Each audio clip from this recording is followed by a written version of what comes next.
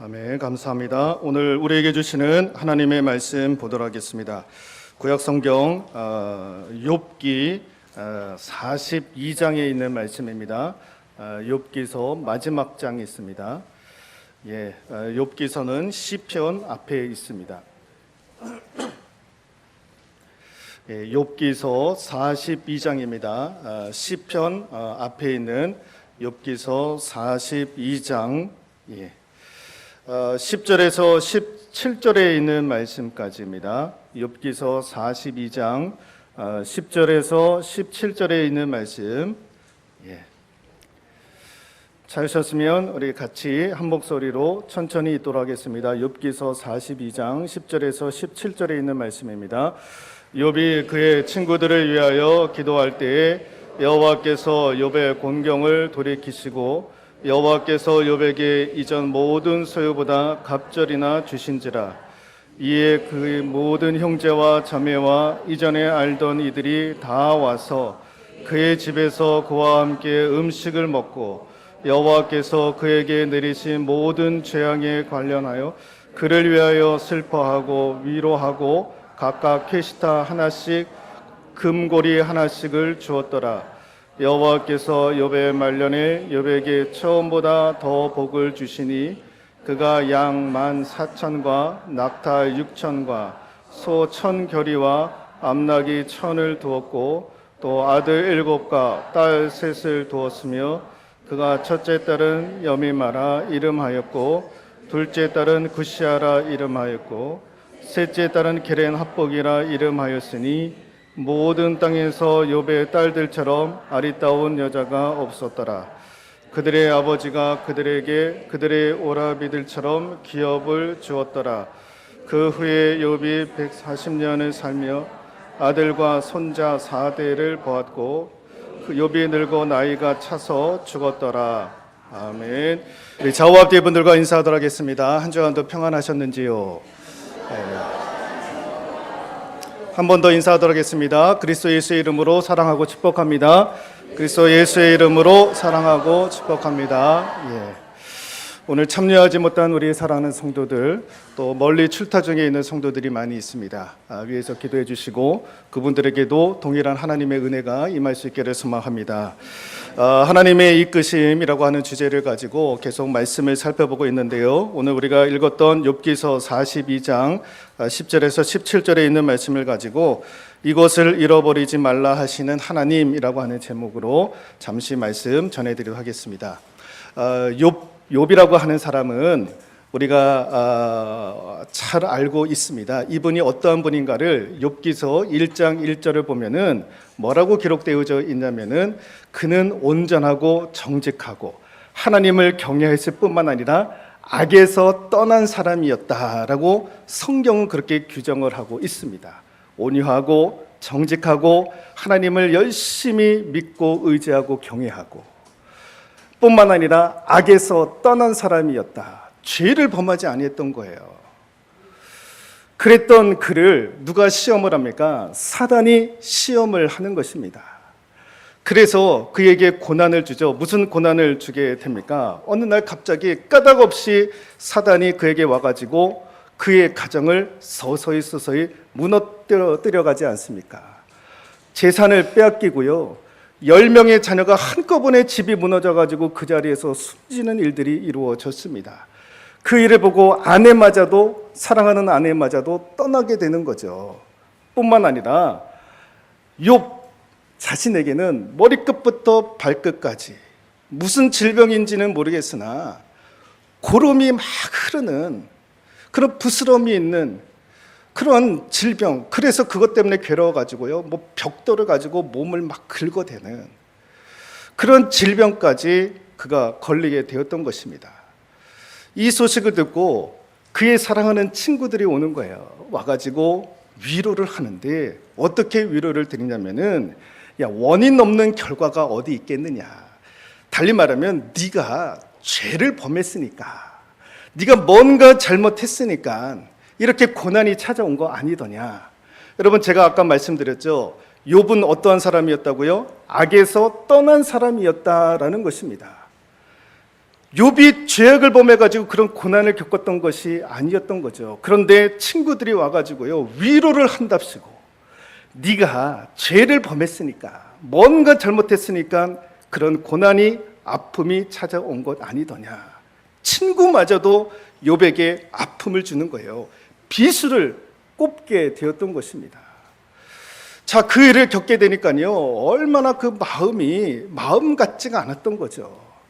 자식도 죽어나가고 사랑하는 아내도 떠나버리고 재산도 다 날리고 가까이 있는 친구마저도 나를 위로한다시고 왔는데 나에게 비수를 꽂는 말만 하니까, 여러분 이 정도까지 되면은 어떻게 되겠습니까? 사람이 이 정도까지 코너를 몰리게 되면은요, 사람은 어떻게 되느냐? 여러분 첫 번째, 공격적으로 변하게 되어 있습니다. 공격적으로 변하는 거예요. 그것이 어떻게 표현이 되느냐? 먼저는요, 나를 공격하는 거예요. 나를 공격을 하는 것입니다. 다른 사람들을 공격할 힘이 없으니까 내가 나를 향해서 공격을 하는 거예요. 그래서 그 공격이 어떻게 표현이 됩니까? 우울증으로, 자살로, 그렇게 표현이 되는 거예요. 사람이 코너로 몰리게 되면은 나를 향해서 스스로가 공격을 하는 것입니다. 그래서 우울증에 빠지고 자살을 하는. 여러분 연예인들이 왜 그렇게 자살을 많이 합니까? 인터넷에 팬들이 악성 댓글을 올리는 거예요.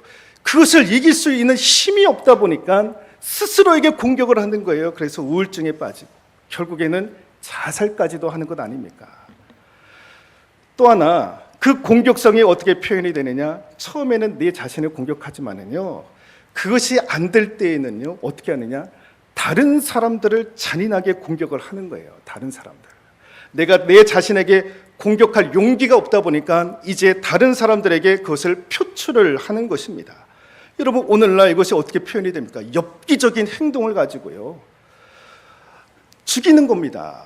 뭐 연쇄살인범이 나오기도 하고요, 길 가다가 기분 나쁘게 쳐다봤다고 기싸대게 올리고요, 그런 시대가 도래를 하고 말았던 것입니다. 여러분 지금은요, 총칼로 사람을 죽이는 것이 아니라 지금은 상처를 주는 말, 상대방에게 스트레스를 주는 말, 그것이 총이 되고 칼이 된 시대를 맞이하게 되었던 거예요. 여러분 우리 안에도 믿는 사람들조차도요, 상처를 준다거나 기분 나쁜 말을 한다거나 스트레스를 준다, 그러면 분노를 하게 돼 있는 거예요. 그러면 언제 그 사람이 나를 해를 줄지 알지 못하는 시대를 우리가 살아가고 있는 것입니다. 그러니까 여러분 항상 우리가요, 말조심을 해야 되는 거예요. 네. 지금 많은 사람들이요, 다 스트레스를 받는 시대를 살아가고 있습니다. 여러분 정부에서 외부 기관에게 의뢰를 했다고 그러잖아요. 박근혜 정부가 외부 연구소에다가 의뢰를 했대요. 지금 국가적인 상황이 어떠한지. 그것을 외부에다가 돈을 주고 연구를 하게끔 했습니다. 그래서 결과를 얻게 되는 것이 무엇이냐면, 지금 우리 사회가 이제 곧 있으면 폭발을 하게 된대요. 폭발을. 이거를 이제 어떤 대응을 지금 마련해 주지 아니하면 어느 한순간에 폭발을 하게 되어져 있다는 것입니다. 이 국민들도 지금 폭발할 수 있는 그 순간까지 다 봉착해 왔다라는 것입니다. 그러니까 지금 위기 가운데 거하고 있다라는 거죠. 그 외부 기관이 그렇게 연구를 해가지고 정부에게 올렸다라는 것입니다. 정부가 얘기하지 않는 거예요. 국민들한테, 국민 여러분, 이렇게 지금 위기 가운데 거하고 있습니다. 조금만 더 가면 이제 어떻게 국민 여러분들 폭발할지 모르고 어느 곳에서 어떻게 폭발할지 모릅니다. 이야기하지 않는 거죠. 여러분 그런 시대를 우리가 살아가고 있습니다. 나를 공격하지 아니하면 다른 사람들을 해코지하거나 해치는, 그러면서 공격성을 표출을 하는 것입니다. 여러분 욥도 그런 코너까지 몰리게 되었으면 사람이 공격적으로 변하지 않겠습니까? 모르겠다. 자식도 죽고 아내도 떠나가 버리고 가까이 있는 친구들조차도 나를 위로하지 못하는데 그냥 내 목숨 끊어버리고 말지라고 생각했을지도 모릅니다. 그런데 욥은 그렇게 하지 않았던 거예요. 오늘 성경 말씀에 보니까, 오늘 우리가 42장 10절에서 17절에 있는 말씀을 보았습니다만은 10절 말씀만 봐도 뭐라고 기록되어져 있냐면은 우리가 같이 한번 읽어보도록 하겠습니다. 욥이 그의 친구들을 위하여 기도할 때에 여호와께서 욥의 곤경을 돌이키시고 여호와께서 욥에게 이전 모든 소유보다 갑절이나 주신지라. 욥의 곤경을 돌이키셨다라는 거예요, 하나님께서. 그리고 그에게 이전의 모든 소유보다 갑절의 복을 하나님께서 허락해 주셨다라는 것입니다. 그럼 우리가 질문을 던질 수 있는 거 아니에요? 어떻게 해서 곤경을 돌이키고 이전보다 갑절의 축복을 욥이 받았을까? 인간으로서는 감당하기 어려운 그 고난과 아픔과 상처를 받았던 욥이 어찌하여서 그 곤경을 돌이켰으며 갑절의 축복을 받을 수 있었을까? 그래서 제가 욥기서를요 다시 한번 읽어보게 되었습니다. 그랬더니 거기에서 중요한 것 몇 가지를 제가 발견을 하게 되었는데, 욥은요 그 위태로운 순간에도 몇 가지를 잃지 않았던 거예요. 그 첫 번째가 무엇이냐면은 욥기 14장 7절에 있는 말씀을 읽어보면 거기에 뭐라고 기록되어 있냐면, 나무는 희망이 있나니 찢길지라도 다시 움이 나서 연한 가지가 끊이지 아니하며 라고 기록을 하고 있습니다. 욥이요 나무를 바라보면서 무엇을 묵상했냐면 소망을 묵상하기 시작했다라는 것입니다. 나무를 보면서 소망을 묵상하기 시작했다라는 거예요. 나무는 희망이 있나니 찢길지라도 다시 움이 나서 연한 가지가 끊이지 아니하며, 찍혀있던 나무를 보면서 희망을 묵상을 했던 거예요. 소망을 묵상하는 거예요. 찍힌 나무라 할지라도 움이 나서 연한 가지가 끊이지 아니하는 그런 꿈을 꾸기 시작했다라는 것입니다. 그러니까 욥이 잃지 않았던 것 첫 번째가 소망, 희망, 그것을 잃지 않았던 거예요. 여러분, 소망과 희망은요 누구로부터 오느냐? 하나님께로부터 오는 것입니다. 절대로 사람이나 돈이나 권력으로부터 소망과 희망이 오는 거 아닙니다. 하나님께서 나에게 은혜 주시면 그 나무가 찍힐지라도 다시 움이 나고 연한 가지가 끊이지 아니할 것이다라는 것을 욥이 그 나무를 보면서, 찍힌 나무를 보면서 소망을, 희망을, 꿈을 묵상하기 시작했다라는 것입니다. 소망을 잃지 않았다라는 거예요. 여러분, 예수님께서도 우리를 통해서 자연을 보시고 동식물을 보면서 소망을 품게 하신 말씀을 하셨잖아요. 공중의 새를 봐라. 공중에 날아다니는 새를 봐라. 심지도 않고 저들이 거두지도 않고 창고에 들이지도 않는데, 그럼에도 불구하고 하나님께서 그 공중에 나는 새를 기르시지 아니하더냐. 야, 너희들이 봐라. 길 가다가 옆에 피어있는 백합화를 한번 봐라.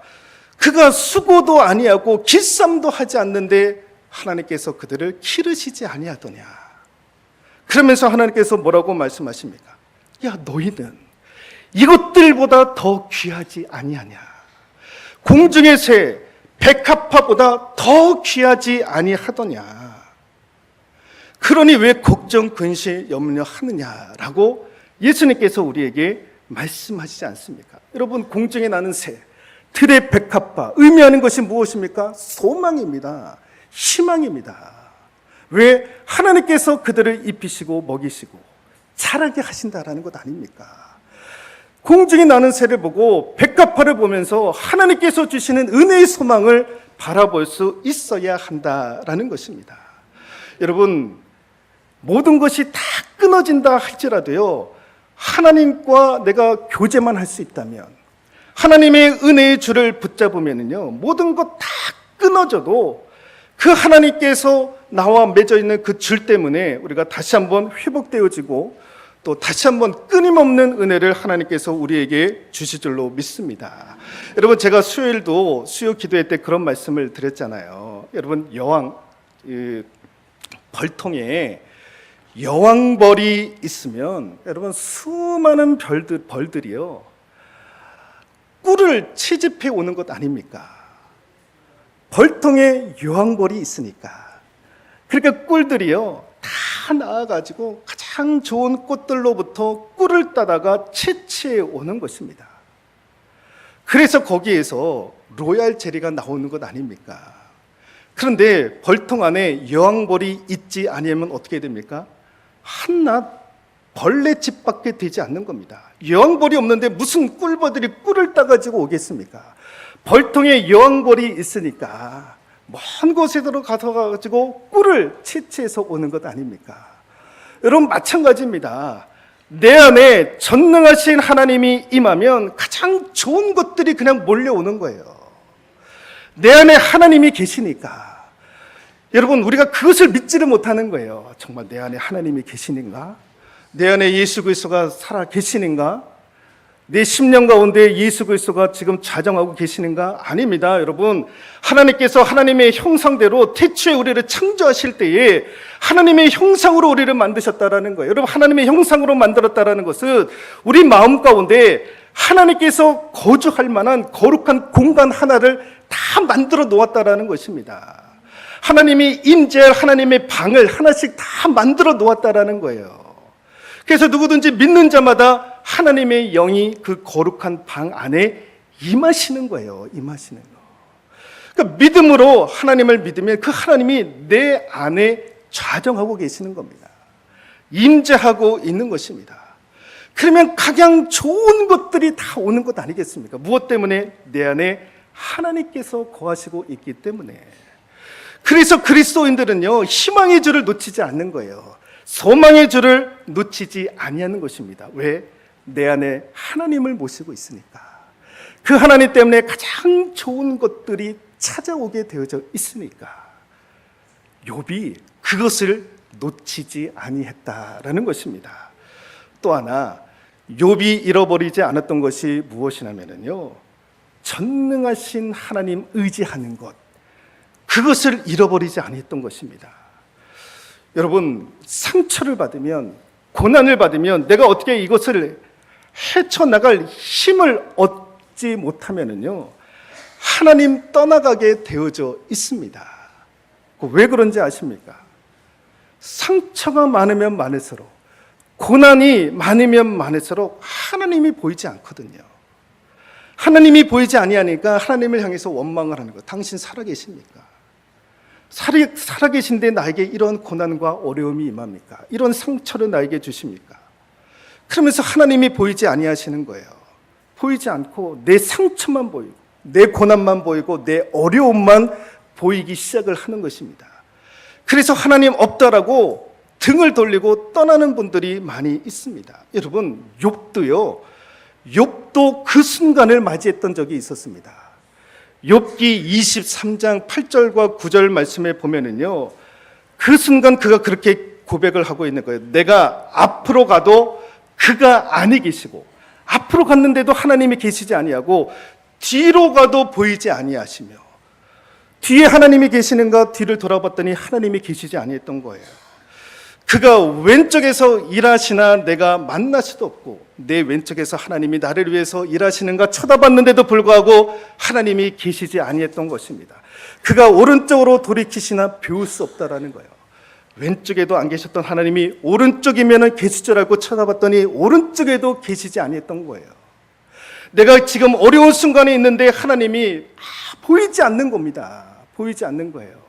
다 찾아봤는데도 마치 하나님이 보이지 않는 것처럼 욥도 그 순간을 맞이하게 됐다라는 것입니다. 그런데 그 순간에 욥기 23장 8절과 9절 그렇게 지금 위기 가운데에서 그렇게 바라보았는데 10절 말씀에 보니까 놀라운 고백을 하는 거예요. 그러나 내가 가는 길을 그가 아시나니 그가 나를 단련하신 후에는 내가 순금같이 되어 나오리라 라고 되어져 있습니다. 내가 지금 고난 가운데 있고 상처를 받고 있는데 어떻게 내 힘으로 이 위기를 지금 극복할 수 없는 그 순간에 하나님을 바라봤더니 하나님이 계시지 아니하는 거예요. 하나님이 보이지 않는 것입니다. 그러면서 원망도 할 수 있을 터인데 욥이 뭐라고 얘기를 합니까? 내가 가는 길을 그가 아시나니 그가 나를 단련하신 후에 내가 순금같이 되어서 나오리라. 하나님 의지하면 결국에는 그 하나님께서 나를 이 시련에서 이제 복으로 옮겨 주실 것이다. 그것을 욥이 믿고 있었던 것입니다. 하나님 의지하면 하나님께서 나에게 복으로 갚아주실 것이다 라고 그는 생각을 하게 되었던 것입니다. 그랬더니 오늘 어떻게 됩니까? 하나님께서 곤경으로 돌이켜주시고 갑절의 축복을 받았다라고 성경은 기록을 하고 있습니다. 여러분, 하나님을 끝까지 잃어버리지 않기를 소망합니다. 그 하나님을 신뢰할 수 있기를 소망합니다. 끝까지 하나님 의지하면 그 상처와 고난이요, 나중에 순금처럼 세워지는 놀라운 역사를 우리가 경험을 하게 되는 거예요. 오늘 욥이 그런 은혜를 경험받았다면, 은혜를 받았다면 오늘 이 시대를 살아가는 우리들에게도 그런 은혜가 임하는 줄로 믿습니다. 오늘 하나님을 의지했던 욥이 갑절의 축복을 받았던 거예요. 그러면서 그에게 자녀들의 복을 또 주시지 않았습니까? 그러면서 10명의 자식들을 잃어버렸는데 하나님께서 또 10명의 자식들을 채워주셨던 거예요. 그러면서 아들 7과 딸 3을 주셨는데 딸의 이름들이 기록이 되어져 있습니다. 여러분 14절 같이 한번 읽어볼까요? 그가 첫째 딸은 여미마라 이름하였고, 둘째 딸은 구시아라 이름하였고, 셋째 딸은 게렌합북이라 라고 이름하였다. 왜 굳이 딸들의 이름을 기록했을까? 이 몇 가지 의미가 있습니다. 여기 보시면 첫째 딸이 여미마라고 되어져 있습니다. 이게 무슨 뜻이냐면은 태양빛같이 강렬한 낮, 대낮을 의미하는 거예요. 이 여미마라고 하는 뜻이 대낮. 이게 무슨 말입니까? 환란이, 어두움이 떠나가고 대낮 같은 활기찬 새날이 도래했다라는 거예요. 그것을 경험하고 갑절의 축복을 경험을 하고 나서 욥이 딸들에게 이름을 지으면서 이제 환란이 지나가고 활기찬 새날이 도래했다라고 여미마. 둘째 딸이 무엇입니까? 구시아. 구시아는요, 계피나무의 향이라고 하는 뜻이 있습니다. 계피나무.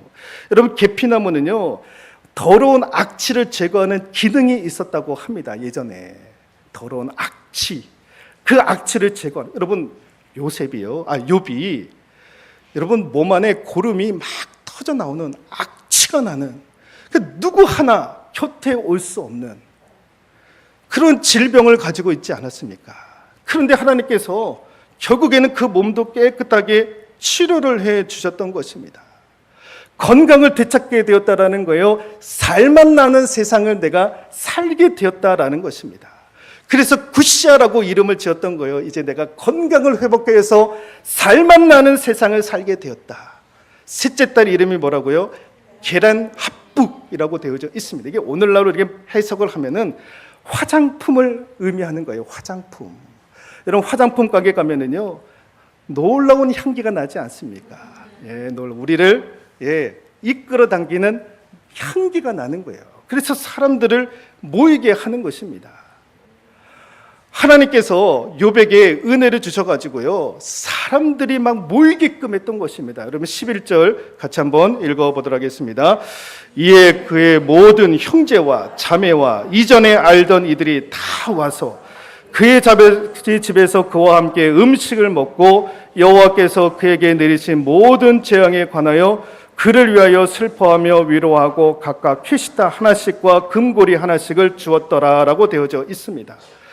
떠나갔던 사람들이 다 몰려오는 거예요. 그러면서 그냥 왔던 것이 아니라 캐시타 하나씩과 금고리 하나씩을 주었다. 캐시타는 돈입니다. 돈과 황금을 가지고 오게 되었다라는 거예요. 이전에는 다 떠났던 사람들이 이제는 다 몰려오는 거예요. 형제, 자매, 이웃들이 몰려오는데 그냥 오지 않고 돈과 금을 가지고 오게 되었다라는 것입니다. 금과 돈을 가지고 왔다라는 것은 무엇이냐면은 그를 하나님께서 높여주셨다라는 것입니다. 세상 사람들이 함부로 하지 못하도록 하나님께서 욥과 그의 가정을 하나님께서 높여주셨다라는 거예요. 그래서 그 딸, 셋째 딸의 이름을 게렌합북이라고 이름을 지었던 것입니다. 그러니까 욥이 선포를 하는 거예요. 우리들에게 뭐라고 얘기를 하냐면은 내가 하나님을 의지하게 되었더니 활기찬 새날이 되었다. 살만 나는 세상을 살게 되었다. 더 나아가서 하나님께서 그 누구보다도 나를 높여주셨다라는 거예요. 세상 사람들이 나를 함부로 하지 못하도록 하나님께서 나와 내 가정과 내 자녀들을 높여주셨다라고 우리를 향해서 선포를 하고 있는 것입니다. 하나님 의지하면 그러는 거예요. 하나님 의지하면 그 하나님의 은혜로 말미암아 소망이 오게 되어져 있다라는 것입니다. 욥은 그래서 두 가지를 잃지 않았던 거예요. 하나님이 내게 은혜 주시면 소망을 주실 것이다. 그 하나님 의지하면 활기찬 새날, 살맛 나는 세상 뿐만 아니라 세상 사람들이 함부로 하지 못하도록 나와 내 가정을 높여주신다라는 것을 욥이 알았거든요. 그래서 그 두 가지를 잃지 않았던 것입니다. 그래서 오늘 하나님께서 우리에게 이 두 가지를 잃어버리지 말라라고 말씀하고 있는 줄로 믿습니다. 그래서 하나님 은혜로 말미암아 위기를 벗어날 수 있는, 고난과 상처에서 여러분 새로워질 수 있는 우리 모두가 될 수 있기를 주님의 이름으로 축원드리겠습니다. 아멘. 기도하시겠습니다.